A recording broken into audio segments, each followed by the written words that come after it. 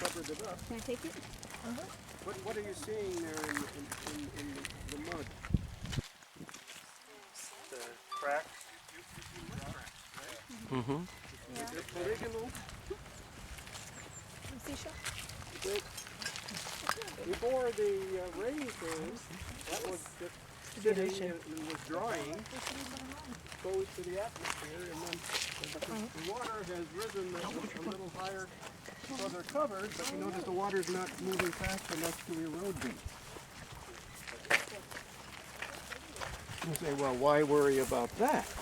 Well, let us continue.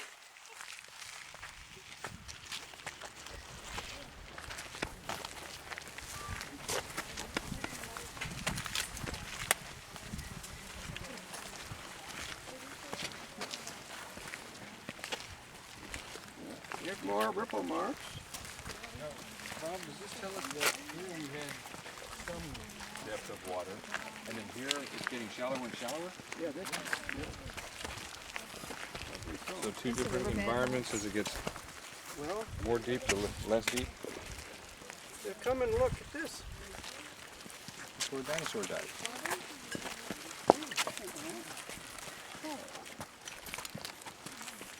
What do you think these are? What were you just looking at? Those are like Mud cracks. so mud cracks? This is a bed one. These are mud cracks developed 500 million years ago. Those mud cracks out there were maybe yesterday, last week.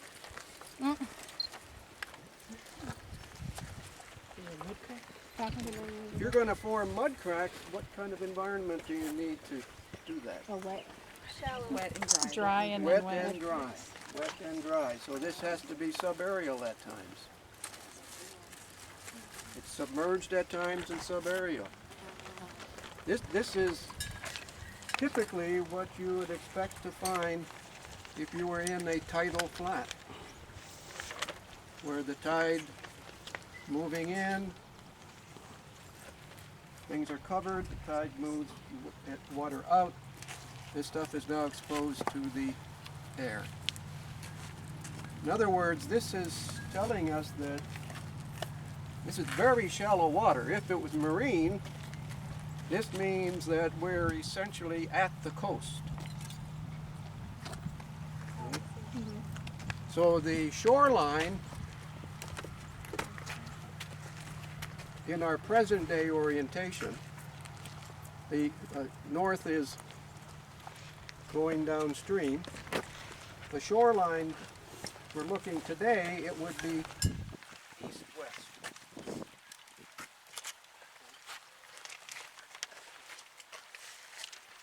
And then when we go back to class next week, we're going to take another look at that slide where everything's rotated 90 degrees. And I'm going to nudge your memory about what we were seeing here and note how the directions existed back 500 million years ago. Today, the shoreline would have been east-west.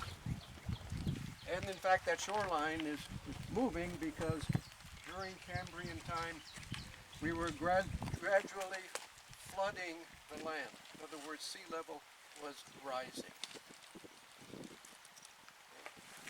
Was that one of those during, the different peaks, how you showed us? It very well with could be, global so that time? Yeah, so you're looking at a time where you're getting melting ice, so sea level is going up.